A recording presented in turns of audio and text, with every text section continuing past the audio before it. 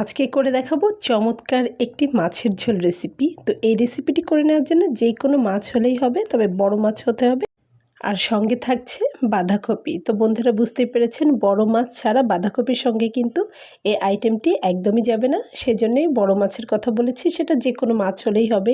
রুই, কাতলা বা অন্য ইলিশ মাছ, বোয়াল মাছ, মৃগেল মাছ, যে কোনো ধরনের মাছ হলেই আপনারা এই রেসিপিটি করে নিতে পারবেন অনায়াসে। খেতে ভীষণ মজার। শীতকালীন বাঁধাকপি দিয়ে এই রেসিপিটি দারুণ লাগে খেতে। তো রেসিপিটি কি করে করছি চলুন দেখিয়ে দিচ্ছি একে একে। তো কালারটা দেখেই তো বুঝতে পারছেন কতটা সুন্দর হয়েছে। তো এই রেসিপিটি করে নেওয়ার জন্য আমি এখানে প্রথমে মাছ নিয়ে নিচ্ছি। তো মাছগুলোকে খুব ভালোভাবে কেটে বেছে ধুয়ে পানি ঝরিয়ে আমি এখানে নিয়ে নিচ্ছি লবণ আর হলুদ মাখিয়ে নেওয়ার জন্য। মাছটাতে খুব ভালোভাবে লবণ হলুদ মাখিয়ে নেব। তার আগে আমার যতটা মাছ প্রয়োজন আমি সেই কয় পিস মাছ এখানে নিয়ে নিচ্ছি। আর এখানে যে রেসিপিটা আমি তৈরি করছি সেটা 2 বেলার মতো করে আমি নিচ্ছি। তো তার জন্যে আর কি এই যে দেখুন মাছ নিয়ে নিয়েছি। দুপুরে এবং রাতে আমি এই আইটেমটা দিয়ে খাবো। সঙ্গে অন্যান্য আইটেম থাকছে টক ডাল, থাকছে ভাজি। তো এই যে এতটুকুতেই আমার হয়ে যাবে। এখন লবণ হলুদ মাখিয়ে খুব ভালোভাবে কড়াইটা তেল গরম করে দিয়ে মাছগুলো ভেজে নেব। তো আশা করছি আপনারা বুঝতে পেরেছেন। আর সঙ্গে নিয়ে নিচ্ছি বাঁধাকপি। এই যে এখানে আমি নিয়ে নিয়েছি অর্ধেকটার পরিমাণ বাঁধাকপি কুচি করে। তো চাইলে কিন্তু এটা একটু বড় সাইজের পিচ করে দেওয়া যায়, তো আমি একটু জিডি জিডি করেই দিয়েছি। চাইলে এর থেকেও ছোটও করে দেওয়া যায়। যেভাবেই দেন না কেন খেতে কিন্তু একদম চমৎকার লাগে বন্ধুরা। তো এই যে ফাটাফাটি এই রেসিপিটি আপনারা করলেই বুঝতে পারবেন। এই যে দেখুন মাছগুলো আমি ভেজে নিয়েছি এপিট ওপিট উল্টে। মাছের মাথা, লেজা সব কিছু দিয়েই কিন্তু রান্না করা যায়। তো এই যে দেখুন এখানে আমি এখনও ভাজা হয়নি, সবগুলো ভাজা হচ্ছে। মাথাটা নিয়ে নিয়েছি, হ্যাঁ, ভেজে নিচ্ছি উল্টে পাল্টে।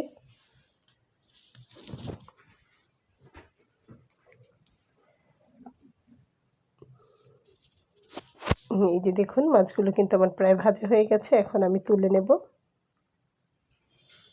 এখানে আমি বাটা মশলা খুব ভালোভাবে কষিয়ে নিয়েছি। শুধুমাত্র বাটা মশলাই ব্যবহার করা যাবে, কোনো রকম গরম মশলা ব্যবহার করা কিন্তু যাবে না। তো আমি এখানে জিরা বাটা, রসুন বাটা, আদা বাটা, পেঁয়াজ বাটা এগুলো দিয়ে নিয়েছি। আর একটু লাল মরিচের গুঁড়া আর হলুদের গুঁড়া, লবণ, এই ব্যাস। খুব ভালোভাবে মশলাটা কষিয়ে নেব। উপরে দেখুন তেল উঠে আসবে এরকমভাবে। তারপরে এখানে সামান্য একটু পানি দিয়ে নেব। যে মশলা বেটেছি সেই বাটিটাতে রেখেছিলাম, বাটিটা ধুয়ে একটু পানি দিয়ে ভালোভাবে নেড়ে চেড়ে নিচ্ছি। আর কড়াইয়ের আশেপাশে যেটা লেগে রয়েছে সেটা একটু ছাড়িয়ে দিচ্ছি। এখানে আর কোনো পানি আমি অ্যাড করব না। এই পানিটাতে খুব ভালোভাবে জাল উঠে গেলে আমি এখানে বাঁধাকপিগুলো একে একে দিয়ে নেব। তো এই যে দেখুন আমি দিয়ে নিচ্ছি। আর বাঁধাকপিটা কিন্তু আমি গোটা অবস্থাতে ধুয়ে নিয়েছি। অনেকে এটা কেটে ধুয়ে নেয়, সেটাতে কিন্তু অনেকটা পানি বের হয়, বা অনেকে মোটেই ধোয় না। এরকম না করে আমি একদমই আস্ত অবস্থাতে খুব ভালোভাবে পরিষ্কার করে ধুয়ে তারপরে কুচি করেছি।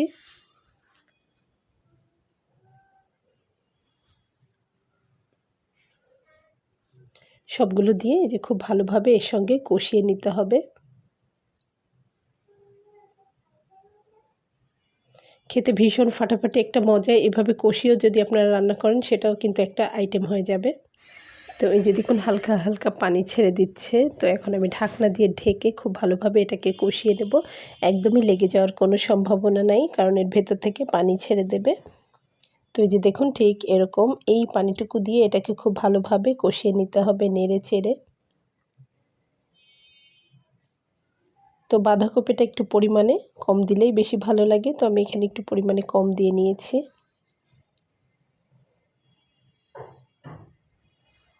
খুব ভালোভাবে কষিয়ে নিলে আপনারা বুঝতে পারবেন এটা সিদ্ধ হতে খুব বেশি সময় লাগে না। তো তারপরে এখানে ঝোলের পানিটা আমি অ্যাড করে দিয়েছি। ঝোলের পানিটাও কিন্তু খুব বেশি দেওয়া লাগবে না, যেহেতু মাছটাও খুব ভালোভাবে ভেজে নেওয়া আর বাঁধাকপিটাও কিন্তু প্রায় সিদ্ধ হয়ে গেছে। অল্প পরিমাণ ঝোলের পানি দিয়ে ঢাকনাটা দিয়ে একটু ঢেকে দিয়ে ভালোভাবে জাল করে নেব। তারপরে দেখুন এখানে আমি মাছগুলো দিয়ে নিচ্ছি। তো এভাবে আস্তে আস্তে একটু ডাবিয়ে ডাবিয়ে মাছগুলো সব আমি একে একে দিয়ে নেব।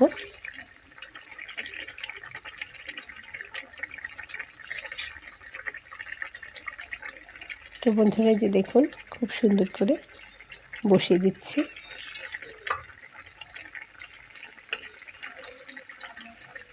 তো দেখেই কিন্তু আপনারা বুঝতে পারছেন যে ঝোলের পানিটা আমি ঠিক কতটা রেখেছি। তো এরকম একটা মাখো মাখো ঝোল থাকবে, তার ভেতরে মাছগুলো দিয়ে নিতে হবে এবং লবণটা চেখে দেখতে হবে। আমি কিন্তু আমার সব ভিডিওর ভিতরে বলে থাকি লবণটা পারফেক্ট না হলে কিন্তু কোনো রেসিপি আমার নিজের ব্যক্তিগতভাবে মনে হয় যে ভালো লাগে না। আর আমি কখনোই বাড়তি এক্সট্রা করে লবণ আর ঝোলের পানিটা কিন্তু দেই না। যারা আমার ভিডিও দেখেন তারা কিন্তু জানবেন যে আমি ঝোলের পানিটা কিন্তু একবারে দিই, বারবার পানি দিই না, এবং লবণটাও আমি একবারে দেওয়ার চেষ্টা করি। এই যে মাছের মাথা লেজা যা যা আছে সব কিছু আমি খুব ভালোভাবে দিয়ে জাল করে নেব। তো দেখে আপনারা কি বুঝছেন জানি না, তবে এটার কিন্তু স্বাদ হয়েছে একদম অসাধারণ। একবার বাসায় করলে কিন্তু আপনারা বুঝতে পারবেন। তো যেহেতু আমার অনেক ভিডিও এখানে রয়েছে, ভালো না লাগলে কিন্তু এসে আপনারা গালাগাল ইচ্ছা যা ইচ্ছা বলতে পারবেন, তবে একবার করে দেখবেন আসলেই অসাধারণ হয়। তো তারপরে এছাড়াও আমি এখানে দেখুন ধনিয়া পাতা অনেকটা কুচি করে নিয়েছি। যেহেতু সিজন এখন ধনিয়া পাতার, একটু বেশি পরিমাণে ধনিয়া পাতা দিলে কিন্তু স্বাদটা একদমই অসাধারণ হয়। এই যে আমি এখানে একটু বেশি পরিমাণ দিলাম। তো এই রান্নাটা একটু দমে রাখার পরে দেখুন কালারটা